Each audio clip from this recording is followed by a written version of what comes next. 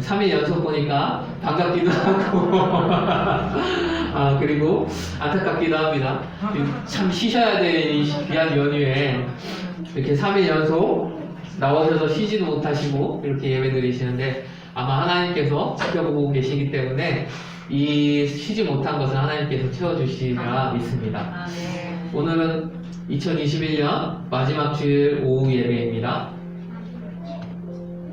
F5 좀, 여기서 누르면 되고. 네.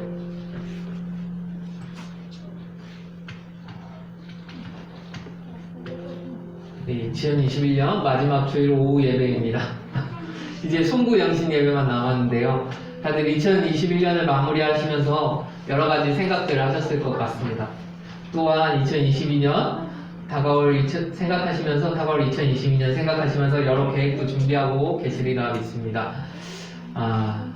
비록 구체적이진 않더라도 또 앞으로는 이렇게 해야지, 앞으로 저렇게 해야지 정도의 계획도 모두 다 갖고 계실 거라고 생각합니다. 많은 사람들이 이렇게 계획을 세우며 새해를 맞이하는 이유는 다가올 새해에는 조금 더 나아지기를, 좀 더 좋아지기를 기대하는 마음이 있지 않나 싶습니다.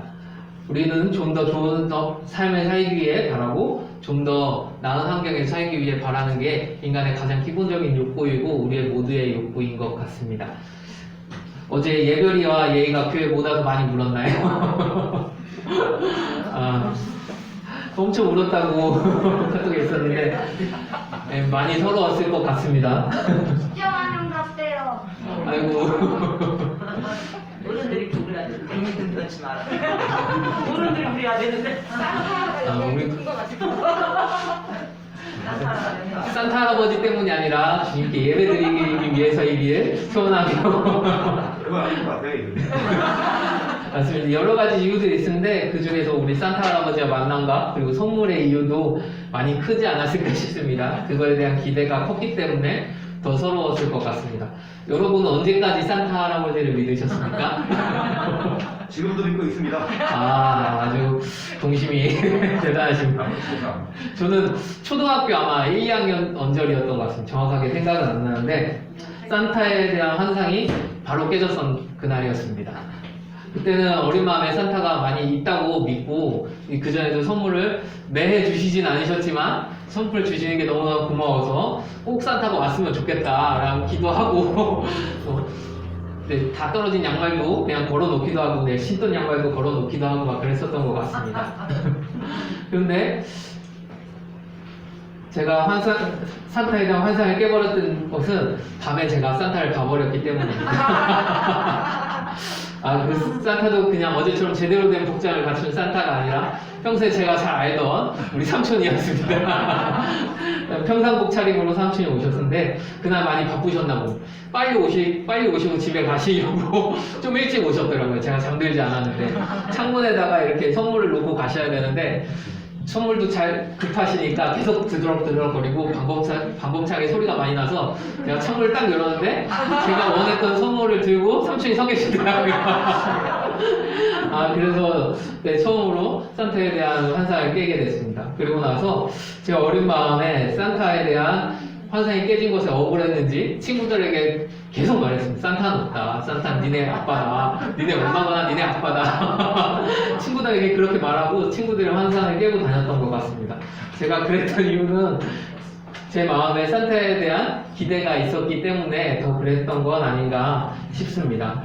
이렇게 우리가 알거나 우리 자신도 모르게 우리가 항상 우리는 무언가 일을 할 때 기대를 하게 됩니다.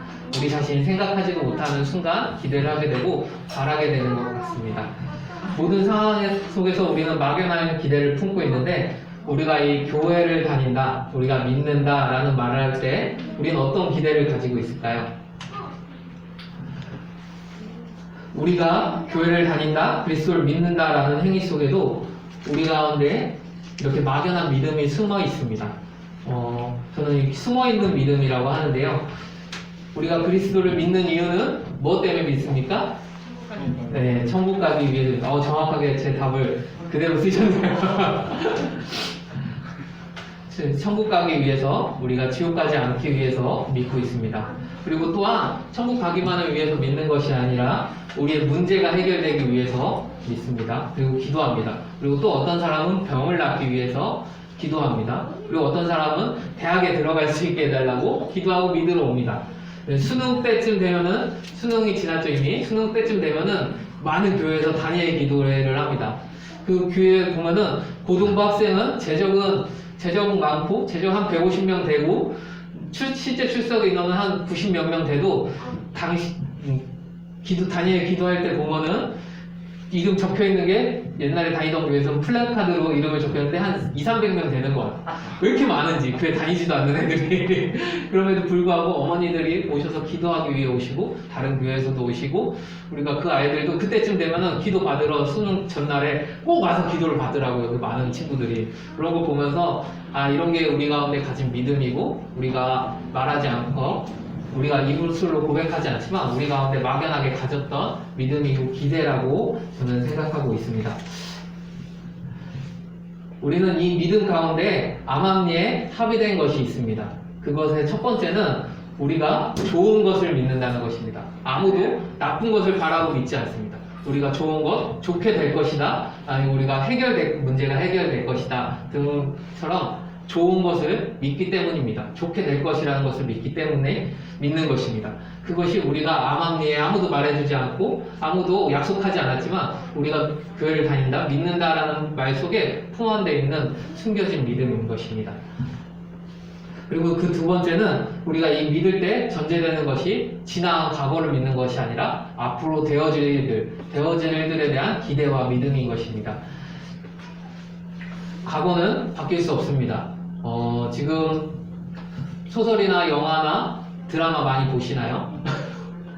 저는 소설들을 많이 좋아해서 소설들을 많이 읽기도 하고 신앙서적 읽다가 아 이거 진짜 답답해, 이 사람 왜 이렇게 자랑만 하지 하고 던져버리고 소설을 찾아 읽기도 합니다.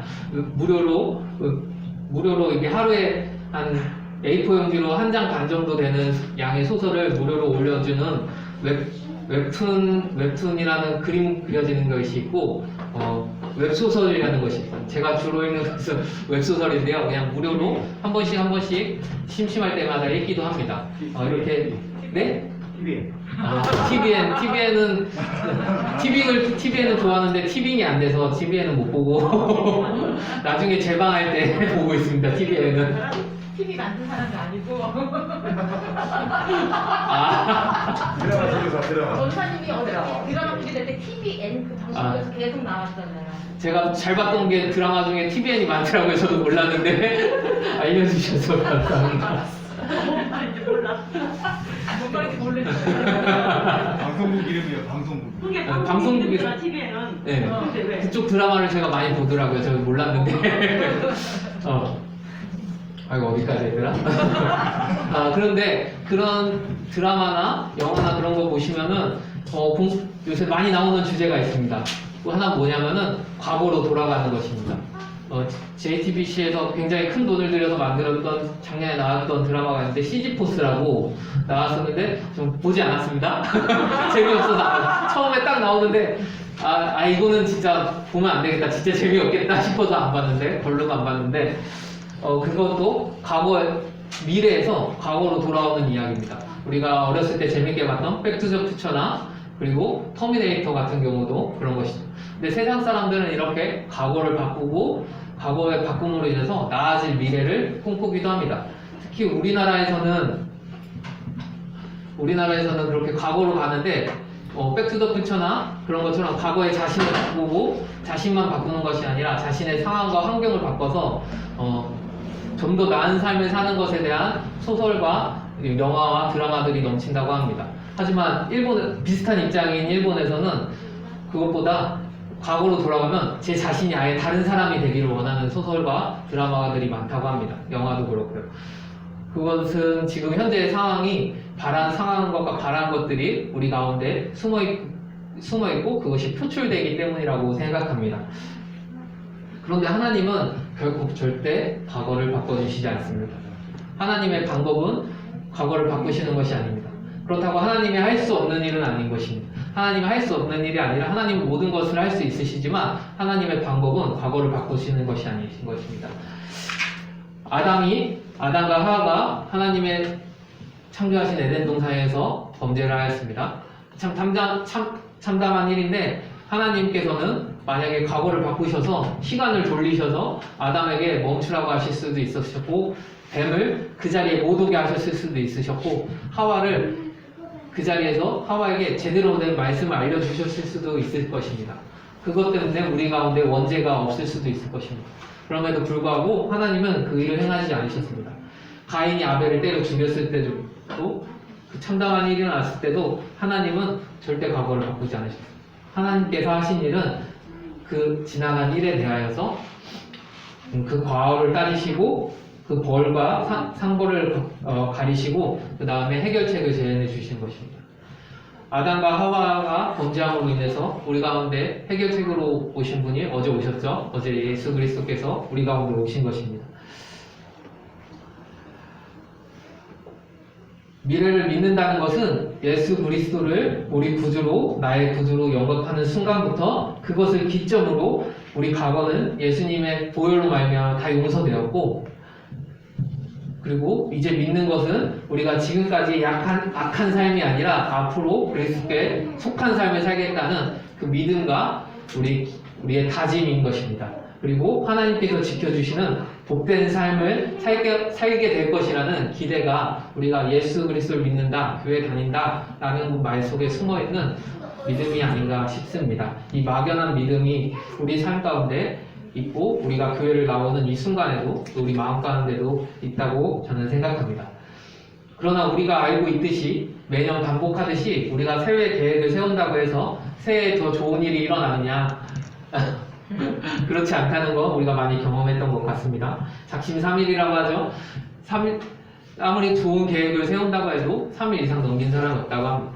많이 없죠. 그리고 최소한 21조를 지나면 그것이 자기 몸에 배인다고 7조가 지나면 몸에 배인다고 합니다. 그리고 21조가 지나면 그것이 자신의 삶이 된다고 하는데 그 기간을 버티는 사람이 거의 전무하지 않나 싶습니다. 저도 많이 그 이야기를 듣고 많이 시도했지만 매번 실패하고 있는 중인데요. 그 실패하는 가운데서도 우리는 그것을 기대하고 다시 도전합니다.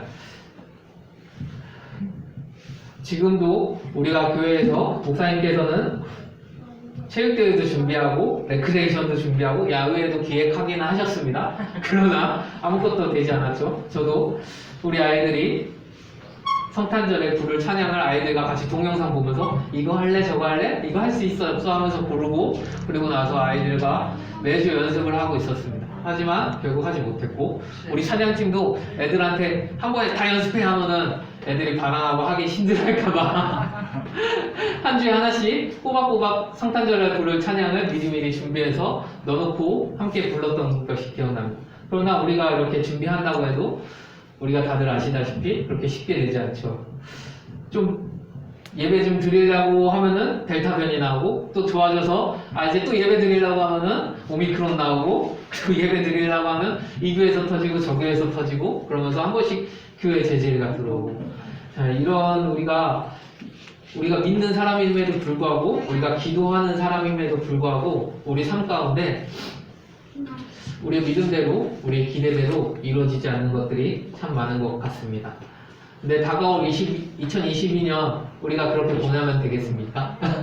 다가올 2022년은 우리가 믿는다고 말하며 가지게 되는 이런 믿음을 결과를 보기 원합니다. 우리가 그 결과를 보기 위해 달려가야 되고 바울이 말했던 것처럼 그 뜻대를 세워서 우리가 끊임없이 지침 없이 달려가야 할 것입니다. 그래서 오늘 함께 나눌 것은 마태복음 25장 1절에서 13절 열처녀의 비유입니다.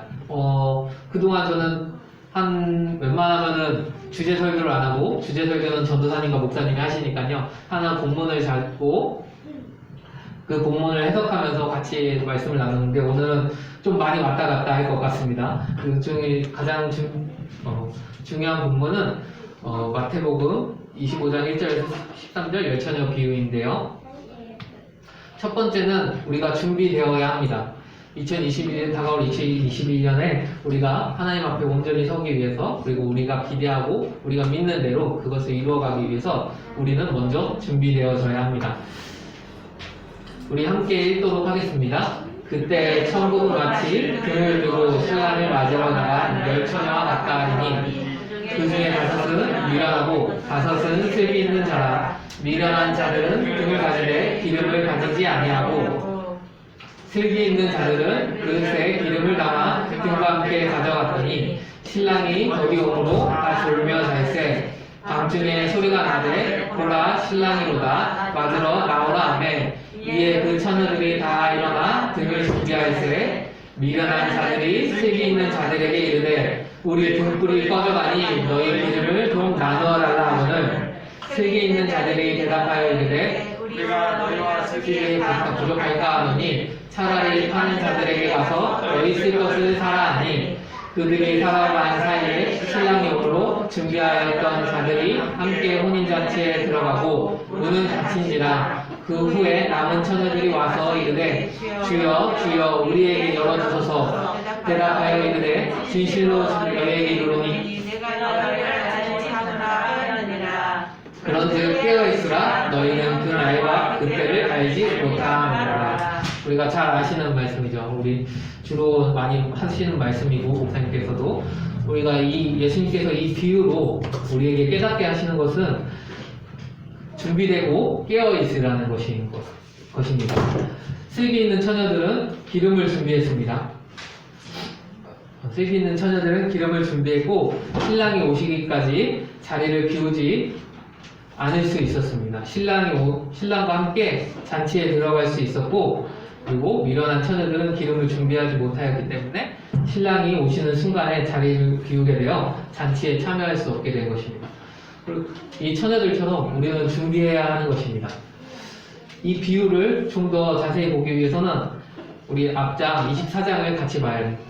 24장 1절에서 2절은 성전이 무너질 것을 예수님께서 예언하십니다.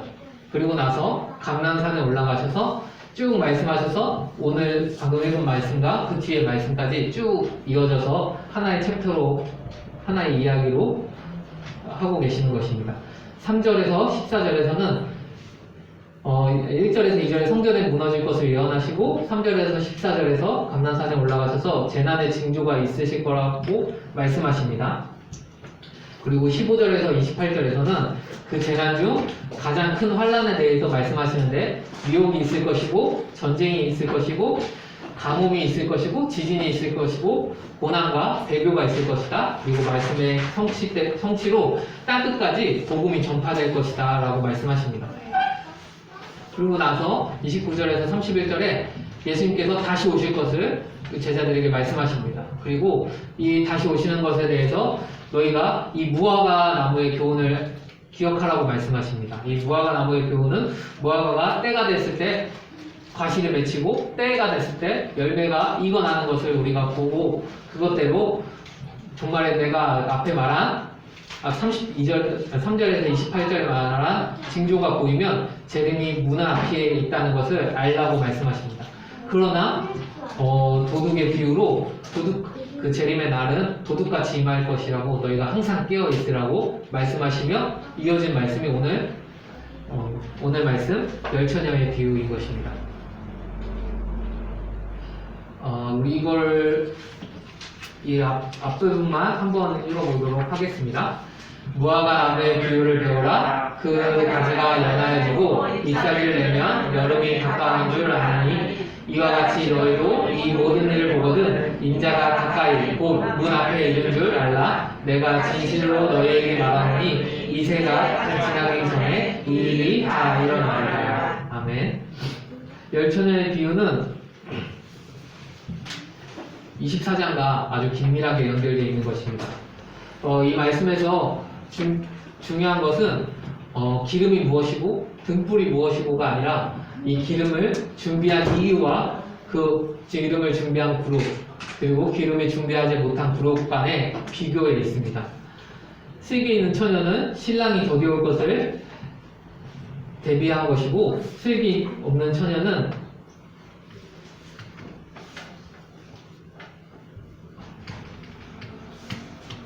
죄송합니다. 슬기 있는 처녀는 지혜 없는 처녀는 등불만 준비했고 지혜 있는 처녀는 등불과 기름 그릇을 함께 준비했기 때문에 하나님께서 그들이 슬기 있다 말씀하시고 그들이 잔치에 참여할 수 있게 된 것입니다.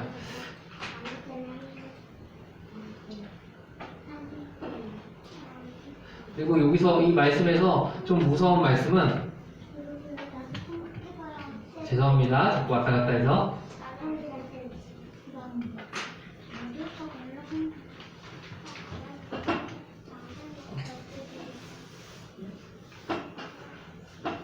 이거 제가 안 넣고 아예 그냥 넘어가요.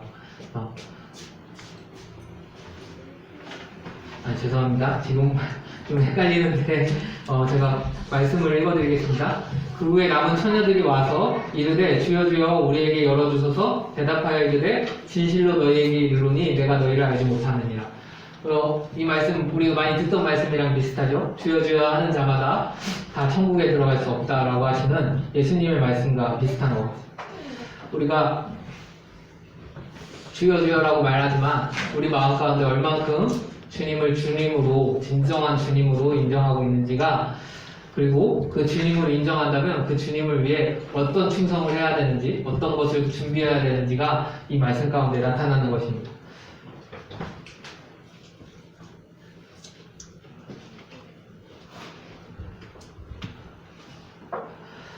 베드로 사도는 이렇게 준비하라고 말하고 있습니다. 베드로 후서 3장 9절에서 18절 말씀 우리 함께 같이 읽겠습니다. 그러나 주의 날이 불꽃같이 오리니 그날에는 하늘이 큰 소리로 떠나가고 물질이 뜨거운 불에 풀어지고 땅과 그 중에 있는 모든 일이 드러나리로다. 이 모든 것이 이렇게 풀어지리니 너희가 어떠한 사람이 되어야 마땅하냐. 거룩한 행실과 거룩함으로 하나님의 날이 임하기를 바라보고 간절히 사모하라. 그 날에 하늘에 불이 타서 풀어지고 물질이 뜨거운 불에 녹아지려니와 우리는 그의 약속대로 의가 있는 새 하늘과 새 땅을 바라보도다. 그러므로 사랑하는 자들아 너희가 이것을 바라보다니 주 앞에서 점도 없고 흠도 없이 평강 가운데서 나타나기를 힘쓰라. 또 우리 주의 오래 참으심이 구원이 될 줄로 여기라. 우리가 사랑하는 형제 바울도 그 받은 지혜대로 너희에게 이같이 썼고 또 그 모든 편지에도 이런 일에 관하여 말하였으되 그 중에 알기 어려운 것이 더러 있으니 무식한 자들과 굳세지 못한 자들이 다른 성경과 같이 이것도 억지로 풀려가 스스로 멸망에 이르느니라. 그러므로 사랑하는 자들아 너희가 이것을 미리 알았은즉 무고한 자들의 유혹에 이끌려 너희가 스셋에서 떨어질까 삼가라. 오직 우리 주 곧 구주 예수 그리스도의 은혜와 그를 아는 지식에서 자라가라. 영광이 이제 영원한 그날까지 내게 있을지어다. 아멘. 베드로 후서에서 베드로 사도는 11절에 이 모든 것에 이렇게 풀어질 것이고 예언이 이루어질 것이고 너희가 어떠한 사람이 되어야 되는지 마땅하냐. 거룩한 행실과 경건함으로 하나님의 날이 임하기를 바라보고 간절히 사모하라고 말하고 있습니다. 어떠한 사람이 되어야 마땅하냐. 너희는 어떠한 사람이 되어야겠느냐. 거룩한 행실과 경건함을 이루라는 것입니다. 거룩한 행실과 경건함. 우리가 준비되어지는 것이 무엇이냐면 바로 거룩한 것입니다. 그리고 하나님의 날이 임하기를 바라보고 간절히 사모하는 마음입니다. 이 간절히 사모하는 마음 또한 거룩함이라고 볼 수 있습니다. 우리가 간절히 하나님의 멸망이 오면 우리가 심판대 앞에 서야 됩니다. 하나님의 재림이 온다면 우리가 심판대 앞에 서야 되는데 거룩하지 못하다면 그 심판대 앞에 누가 당당히 설 수 있겠습니까? 우리가 하나님의 날을 바라보는 것 또한 이 거룩함에 포함되는 것입니다. 그리고 더 나아가 우리가 주 앞에서 14절에 보면 주 앞에서 점도 없고 흠도 없이 평강 가운데서 나타나기를 힘쓰라라고 있습니다. 점도 없고 흠도 없으라고 말하고 있습니다. 이 점이 되게 굉장히 작은 거잖아요. 그 작은 티조차 없이 하나님 앞에 숨겨라라고 말하는 것입니다. 거룩은 단순히 깨끗한 옷, 단순히 하얀 옷을 입는 것이 아니라 정말로 흠도 없고 점도 없는 정말 작은 티끌 하나 없는 것이 하나님 앞에 거룩인 것입니다. 우리가 그 거룩하기 위해서 힘을 써야 합니다. 또 이렇게 거룩하기 위해서는 주의 오래 참으심,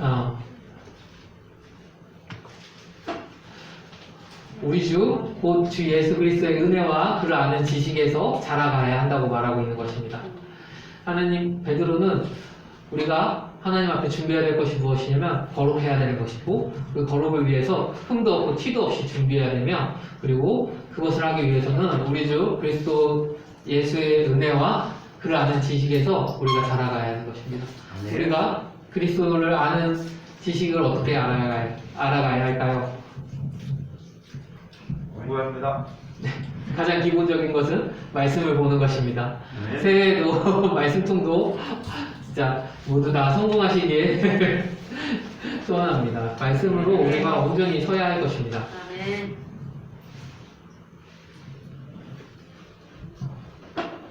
베드로전서 1장 13절에서는 이렇게 말하고 있습니다. 그러므로 너희 마음의 허리를 동이고 근신하여 예수 그리스도께서 나타나실 때에 너희에게 가져다 주실 은혜를 온전히 바랄지어다. 너희가 순종하는 자식처럼 전에 알지 못할 때에 따르던 너희 사역을 본받지 말고 오직 너희를 부르신 거룩한 이처럼 너희도 모든 행실에 거룩한 자가 되라. 기록되었을 때 내가 거룩하니 너희도 거룩하여지어다 하였습니다. 아멘. 그렇습니다. 우리는 거룩해야 하는 것입니다. 이 아멘. 거룩을 준비해야 하는 것입니다. 아멘. 그럼 이 거룩이 무엇일까요? 내가 거룩하니 너희 또한 거룩하라. 제가 좋아하는 말씀 중에 하나는 모세가 가시떨기나무에 임하신 하나님을 뵀을 때입니다. 하나님께서 모세에게 말씀하십니다. 이곳은 거룩한 곳이 내 신을 벗으라. 이 거룩한 곳에 거룩하기 위해서는 우선 우리의 신을 벗어야 하는 것입니다. 또한 계시록에서는 이 거룩에 대해서 우리 계속 보고 있는 말씀이라 잘 아시겠습니다. 이렇게 말하고 있습니다. 사대교회에게 하시는 말씀입니다. 그러나 사대에는 그 옷을 더럽히지 아니한 자 몇 명이 내게 있어 흰 옷을 입고 나와 함께 다니니 그들은 합당한 자인 여호라. 이기는 자는 이와 같이 흰 옷을 입을 것이요 내가 그 이름을 생명책에서 결코 지우지 아니하고 그 이름을 내 아버지 앞과 그의 천사들 앞에서 시인하리라. 죄송합니다. 사대교회에게 말씀하신 말씀을 보면 그 옷을 더럽히지 아니한 자 몇 명, 흰 옷을 입고 함께 다닌다고 하고 있습니다. 이 거룩은 옷을 더럽히지 않는 것, 티끌 없는 것, 이 흰 옷을 입은 사람들이라는 것입니다. 이 흰 옷을 입은 사람들은 생명책에서 결코 지우지 아니하시며 또한 하나님 앞에서 그리고 천사들 앞에서 우리의 증인이 되주신다고 하시는 것입니다. 또한 라오디게아 교회에게 말씀하십니다. 내가 너를 권하노니 내게서 불로 연달아 금을 사서 부유하게 하고 흰 옷을 사서 입어 벌거벗은 수치를 보이지 않게 하고 안약을 사서 눈에 달아보라. 우리 지난주까지 들으셨죠? 오늘 보면은 이번 주에도 하셨을 거라고 생각하고 여기다 이번 주에도 나왔죠? 라고 써놨는데 이번 주에 안 하셨더라고요. 라오디게아 교회 지난주까지 맨날 물어보지 않습니다. 지난주까지 하셨던 라오디게아 교회에서처럼 흰 옷을 사서 입으라고 하고 있습니다. 벌거벗은 수치를 보이지 않게 하라고 하고 있습니다. 우리가 이 흰 옷을 입는 사람이 거룩한 사람, 우리가 거룩한 사람인 것입니다. 아멘. 이 거룩한 사람은 어떤 모습을 보여야 할까요? 하늘에서 예배드리는 하늘 보좌 앞에서 모든 천사와 하늘에서 예배드리는 장면입니다. 또 보좌에 둘러 24 보좌들이 있고 그 보좌를 위해 24 장로들이 흰 옷을 입고 머리에 금관을 쓰고 앉았더라. 24 장로들이 보좌에 앉으신 이 앞에 엎드려 세세토록 살아계시는 이에게 경배하고 자기의 잔을 보좌 앞에 드리며 이르되 우리 주 하나님이여 영광과 존귀와 권능을 받으시는 것이 합당하오니 주께서 만물을 지으신지라 만물이 주의 뜻대로 있었고 또 지으심을 받았다라 하더라. 아멘. 하나님 보좌 앞에 하나님께서 24개의 보좌를 두시고 장로들을 그 흰옷을 입히고 흰옷을 입은 장로들을 앉히신다고 합니다. 그들 머리에는 금관까지 써 있습니다. 얼마나 영광스러운 자리입니까? 누구라도 이 영광스러운 자리에 되면 자신이 도취되지 않을까 싶습니다. 세상 사람들 모두 그렇고 우리 사람의 습성 또한 그런 것 같습니다. 제가 대학원 다닐 때 일인데요. 대학원 2학기가 들어가면은 2학기 때부터 한 가지 투표를 합니다. 바로 원우회장을 뽑는 것인데요. 원우가 한 200명 좀 넘게 200명 남짓 되는데 6개월에 한 번씩 5만 원씩 걷습니다. 원우회비라고 5만 원씩 걷는데요. 이 5만 원씩 걸으면 한 200명 정도 되면 꽤 단위가 크죠. 그래도 그게 많이 큰 단위는 아닙니다. 그리고 그거에 반절 정도에 해당하는 지원금을 줍니다. 그래서 원우회에서 수련회도 준비하고 여러 가지 OT도 준비하고 하는데요. 그 OT하고 준비하면서 들어가는 비용도 있지만 그것을 하면서 여러 가지 부대 비용으로 원우회장 마음대로 쓸 수 있습니다. 그래서 원우회에서 그것을 마음대로 쓰기 때문에 사람들은 그것이 굉장한 권리이고 권한 같아 보였나 봅니다. 제가 대학원 2학기 때부터 어떤 한 친구가 있었는데 1학기 때부터 굉장히 왕따처럼 아웃사이더로 돌아다니던 친구가 방학 때부터 전화를 하는 것입니다. 자기가 이번에 원우회장을 가려고 하는데 좀 도와달라. 계약하기 한 이틀 전에 전화했더라고요. 그 전에는 연락 한 번도 안 하고 원우회장을 도와달라 하면서 이 사람 저 사람한테 연락하는 거죠. 그래서 단체방에도 굉장히 자기가 착한 사람이냐 그렇게 글을 올리고 계속적으로 전화를 해서 이런 사람도 있구나 하고 넘어갔습니다. 근데 이 친구가 원우회장이 되기 위해서 여러 나온 후보가 있었는데 계약하고 나서 그냥 이렇게 잘했으면은 잘 뽑아줄 수도 있었는데 이 친구가 제가 보는 앞에서 이런 A라는 일이 있었는데 그 일을 다른 곳에서 B라고 얘기하면서 다른 원우회장 친구를 모함하는 것입니다.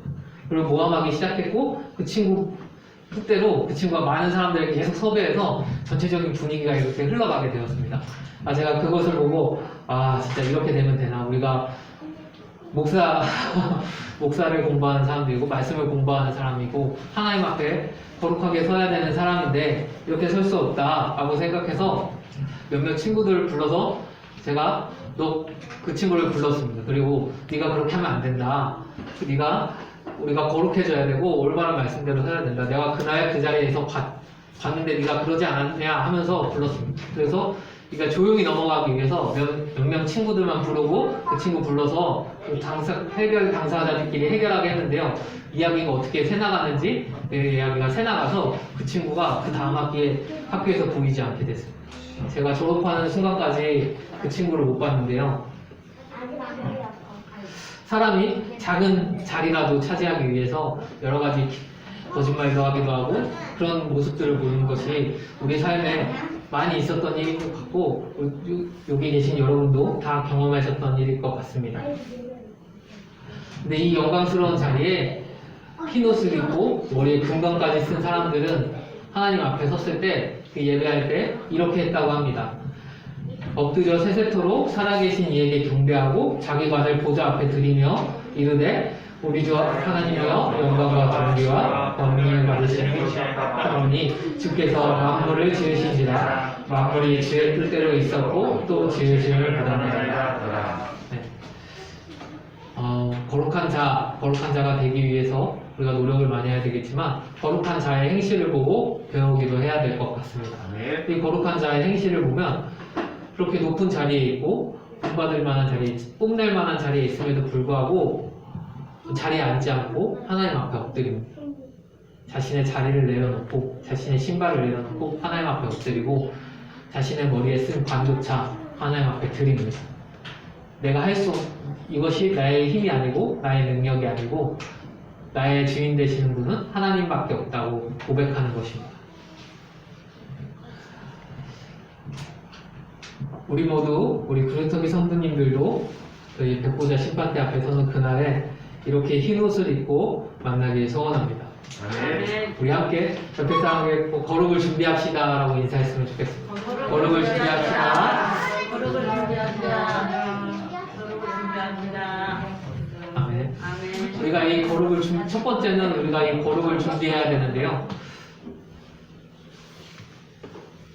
두 번째는 충성을 준비해야 됩니다. 이게 목사님 말씀과 전도사님 말씀 둘 다 연결이 되는데요. 그러니까 우리 교회 돌아다니죠. 어쩌다 보니 이게 다 연결이 되었습니다. 그래서 충성은 다음 주까지 계속 전도사님께 더 자세하게 들으시고 저는 충성 중에서 한 가지만 이야기해 볼까 합니다. 충성은 그리스어로 헬라어로 피스토스라고 합니다. 피스토스라는 단어는 페이로라는 단어에서 유래되었고 페이로는 순종하다, 권한받다, 확신하다, 신뢰하다로 번역되는 단어입니다. 그런데 충성 피스토스는 우리말 성경에서 종종 신실한이라고 나오고 믿부신이라고 나오고 그리고 믿는 자라고 번역되기도 한답니다. 그렇기 때문에 우리는 똑같은 단어이기 때문에 우리가 함께 충성으로 이해하고 앞으로 말씀 보도록 하겠습니다. 우리 지난주까지 하셨던 달란트 비유 다 기억하고 계시죠? 한 달란트, 두 달란트, 5달란트 받은 자의 비유입니다. 이 비유는 많은 사람들이 분량대로 맡기시는 은사의 모습으로 해석하기도 하고 그렇게 설교하시기도 합니다. 그리고 성령이 뜻대로 나눠주시는 은사대로 설명하시기도 합니다. 그런데 우리가 이 전도사님께서 우리 가운데 말씀하셨던 것처럼 이 달란트의 비유는 가장 중요한 비유는 믿는 자에게 요구하시는 것, 바로 충성인 것입니다. 고린도 4장 2절에서 믿는 자에게 요구하는 것은 충성이라고 말하고 있습니다. 우리 마태복음 24장 43절부터 함께 보도록 하겠습니다.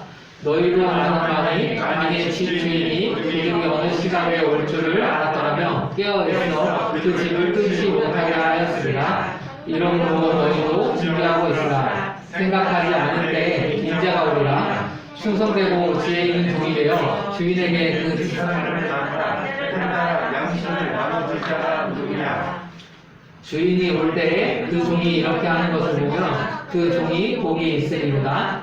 내가 진실로 너희에게 이르노니 주인이 그의 모든 소유를 그에게 맡기리라. 만일 그 악한 종이 마음에 생각하기를 주인이 더욱이 오기라 하여 동료들을 때리며 친구들과 더불어 먹고 마시게 되면 생각하지 않는 날에 알지도 못하는 시간에 주의 종이 종이 때리고 외식하는 자가 받는 벌에 처하리니 거기서 슬피 울며 이를 벌이라.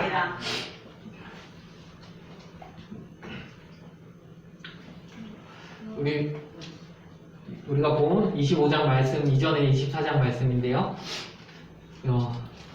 여기서 충성에 대해서 같은 충성에 대해서 말하고 있습니다. 너희도 아는 바니 만일 집주인이 도둑이 어느 시각에 올 줄 알았다면 깨어있어 그 집을 뜯지 못하게 하였으리라.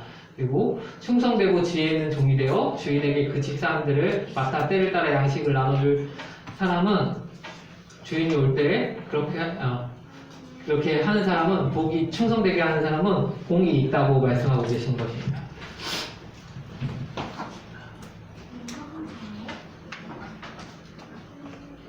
우리가 성경에 등장하는 위대한 선지자 중에 단연코 빠뜨릴 수 없는 사람이 있습니다. 누굴까요? 위대한 지도자 중에 가장 이스라엘 사람들이 가장 좋아하는 지도자 1, 2위를 다투는 사람이 있습니다. 다윗과 모세 항상 둘이 1, 2위를 다투죠. 오늘 함께 나눌 사람은 모세입니다. 우리 이것도 목사님 말씀 중에 많이 하시는 말씀이죠. 히브리서 말씀 함께 보도록 하겠습니다. 그러므로 함께 하늘의 부르심을 받은 거룩한 형제들아 우리가 믿는 도리의 사도이며 대제사장이신 예수를 깊이 생각하라. 그는 자기를 세우신 이에게 신실하시기를 제가 하나님의 집에서 같이 하였으니 그는 모세보다 더욱 영광을 받을 만한 것이 마치 집 지은 자가 그 집보다 더욱 좋은 기함 같으니라. 집마다 지으신 이가 있으니 만물을 지으신 이는 하나님이시라. 또한 모세는 장래에 말할 것을 증언하기 위하여 하나님의 온 집에서 종으로 신실하였고 그리스도는 하나님의 집을 맡은 아들로서 그와 같이 통했으니 우리가 소망의 확신과 사랑의 끝까지 굳게 잡고 있으면 우리는 그의 집이라. 아멘. 이 말씀까지 우리가 앞에 종의 달란트의 비유와 이 말씀까지의 비유를 보면 한 가지 공통점이 있습니다. 문화 비유도 같은 공통점이 있는데요. 그것은 관계입니다. 어떤 관계일까요? 네, 맞습니다. 종과 주인의 관계입니다. 주인은 하나님이시고 종은 나인 것입니다. 히브리서에 모세는 장래에 말할 것을 증언하기 위하여 하나님의 온 집에서 종으로서 신실하였고 라고 하고 있습니다. 그리고 열 달란트의 비유에서도 종과 주인의 관계, 그리고 문화 비유에서도 누가복음에 나오는 문화 비유에서도 왕과 종의 관계로 나오고 있습니다.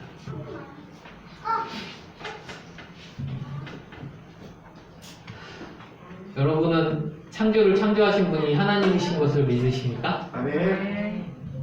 그럼 예수 그리스도께서 우리에게 오신 것이 우리의 죄와 허물을 사하여 주시기 위하심을 믿으십니까? 네. 그러한 예수님을 사랑하십니까? 아멘. 그렇다면 우리가 종인 것을 인정해야 합니다. 두 번째, 제가 충성해서 함께 보고자 하는 것은 우리가 종인 것을 인정할 때 비로소 충성이 시작된다는 것입니다. 사람들은 아까 우리가 흰옷 입은 백보자의 장로들을 봤습니다.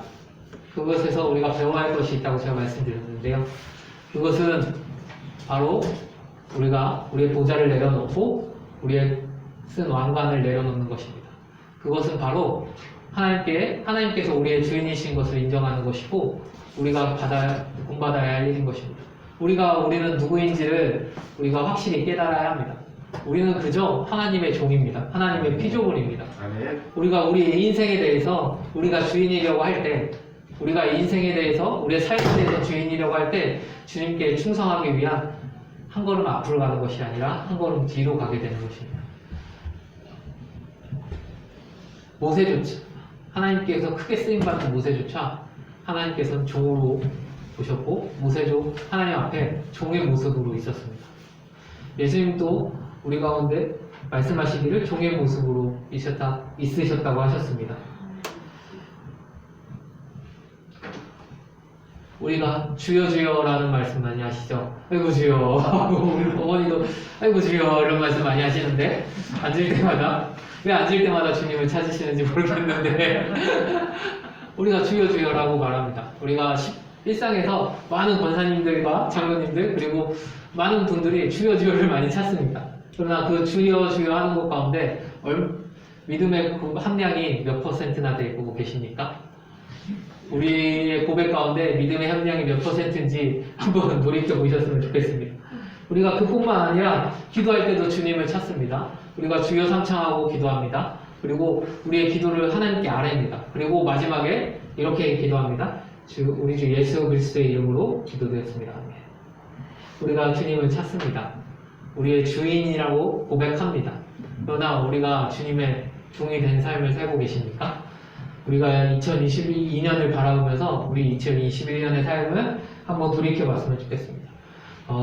이거는 여러분께 드리는 말씀이기 전에 저한테 먼저 하는 말씀인 것 같습니다. 이 말씀을 준비하면서 제가 주님 앞에 얼마나 종된 사람이었는지 다시 한번 깨닫게 됐어요. 전혀 종 같지 않더라고요.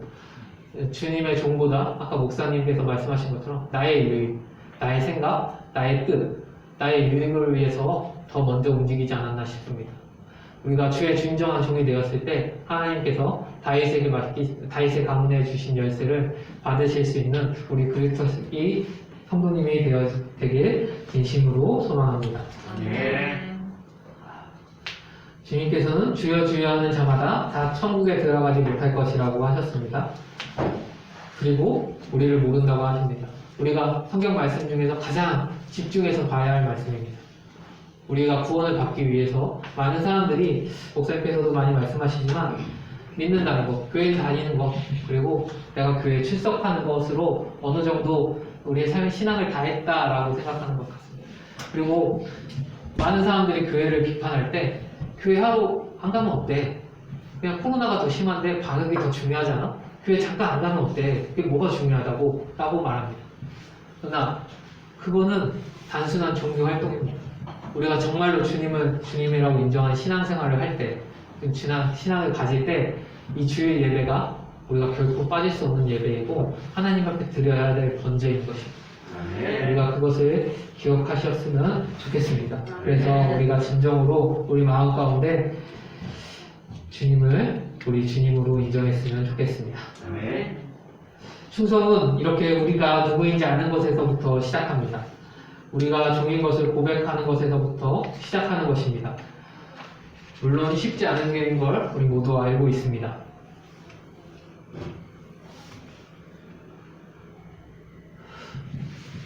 그러나 해야 할 길이고 이것이 충성의 시작인 것입니다. 바울은 의의 아들과 같은 제자 디도에게 말합니다. 오직 너는 바른 교훈에 합당한 것을 말하여 너는 이와 같이 젊은 남자들을 신중하도록 권면하되 범사에 내 자신이 선한 일에 본을 보이며 교훈에 불편하지 아니함과 단정함과 책망할 것이 없는 바른 말을 하게 하라. 이는 대적하는 자로 하여금 부끄러워 우리를 악하다 할 것이 없게 하려 함이라. 종들은 자기의 상전들에게 범사에 순종하여 기쁘게 하고 거슬러 말하지 말며 훔치지 말고 오히려 모든 참된 신실성으로 나타내요. 이는 범사에 우리 구주 하나님의 구원을 빛나게 하려 함이라. 모든 사람에게 구원을 주시는 하나님의 은혜가 나타나 복스러운 소망과 우리의 크신 하나님 구주 예수 그리스도의 영광이 나타나심을 기다리게 하셨으니 그가 우리를 대신하여 자신을 주심은 그 모든 불법에서 우리를 속량하시고 우리를 깨끗게 하사 선하신 일을 열심히 하는 자가 백성이 되게 하려 하심이니라. 아멘. 디도는 이방인입니다. 에베소에서 바울의 말을 듣고 고린도에서 전도를 하던 사람입니다. 그리고 디도는 바울을 따라서 여러 전도 여행을 함께 했고 고락을 함께 했다고 했습니다. 고락을 함께 했던 건 고통과 즐거움을 함께 했다는 것이죠. 여러 고난을 함께 받았던 사람입니다. 이방인으로서 대단한 사람이죠. 그리고 나서 이 디도서의 말씀은 그레데서 이 디도가 목회를 시작하면서 개척을 하기 시작하면서 여러 문제들 가운데 있었는데 그것을 해결하기 위해 바울이 보낸 서신이 디도서입니다. 그래서 디도서 2장 1절에 오직 너는 바른 교훈에 합당한 것을 말하라고 하고 있습니다. 그래서 젊은 남자들은 신중하도록 권하고 범사에 내 자신이 선한 일에 본을 보이고 교훈에 부패하지 아니함과 단정함과 책망할 것이 없는 바른 말을 하게 하라고 하고 있습니다. 목회자로서 우리가 꼭 봐야 할 것 디도서인데요. 우리가 이런 삶을 살기 위해 많이 노력하고 이렇게 많이 노력하시는 분들이 우리 앞에 계십니다. 저는 많이 노력하지 못하는 사람 중에 한 사람이라 부끄러워서 말을 못하겠는데요.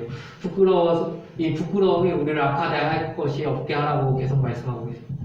종들은 여기서 더 나아가 종들은 자기 상전에게 범사에 순종하여 기쁘게 하고 거슬러 말하지 말며 훔치지 말고 오히려 참된 신실성, 충성을 나타내게 해서 범사에 우리 구주 하나님의 교훈을 빛나게 하라고 하겠습니다. 우리가 이 충성된 모습을 보일 때 이 충성은 종에게만 되는 것이 아니라 디도에게도 회상하는 것입니다. 이 충성된 모습을 보일 때 범사에 우리 구주 하나님의 교훈이 빛나게 된다고 말하고 있습니다. 아멘. 그래서 모든 사람에게 구원을 주시는 하나님의 은혜가 이렇게 될 때 나타나서 복스러운 소망과 우리의 크신 하나님 구주 예수 그리스도의 영광이 나타나게 되신다는 것입니다. 그래서 그분은 우리를 위하여 자신에게 주신 것은 우리가 깨끗하게 되어서 선한 일을 열심히 한 하나님의 백성이 되게 하려 하셨다고 하고 있습니다. 아멘. 우리 아까 고백했습니다. 예수님을 사랑한다고. 우리가 예수님을 사랑한다고 고백했고 그 십자가의 은혜를 우리가 안다고 고백했습니다. 그럼 그 십자가의 은혜 앞에서 주님이 방금 14절 말씀처럼 우리를 속량하신 것은 선한 일을 열심히 하셔서 자기 백성 되게 하려 하셨다고 하고 있습니다. 그러기 위해서 우리는 충성을 해야 한다고 말하고 있는 것입니다. 아멘.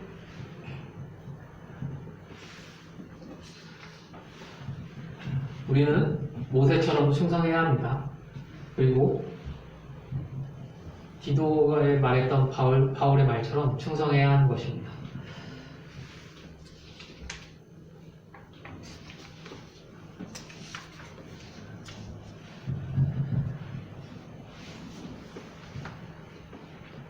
신명기 7장 9절의 말씀입니다. 그런즉 너는 알라 오직 내 하나님 여호와는 하나님이시요 신실한 하나님이시다. 우리 하나님이 누군지 알아야 합니다. 첫 번째, 우리 하나님이 누군지 알아야 합니다. 우리는 신실하신 하나님을 따라 살아가는 하나님입니다. 우리 하나님의 신실함을 우린 닮아가야 합니다.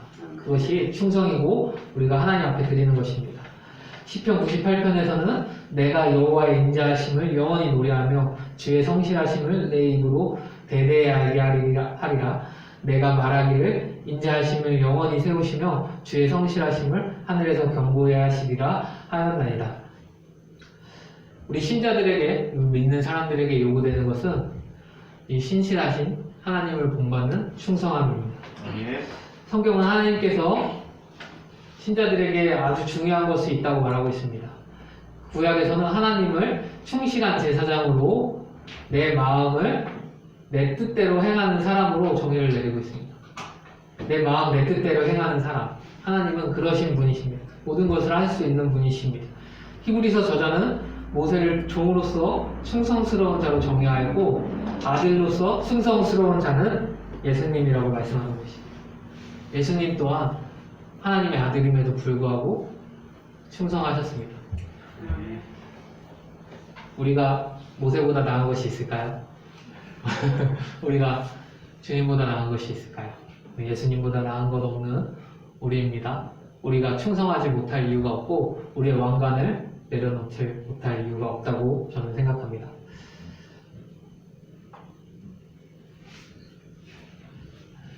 우리가 이 시간 하나님 앞에 신실한 사람이, 충성스러운 사람이 되기 위해 해달라고 우리가 하나님 앞에 우리의 모든 것을 내려놓고 기도했으면 좋겠습니다.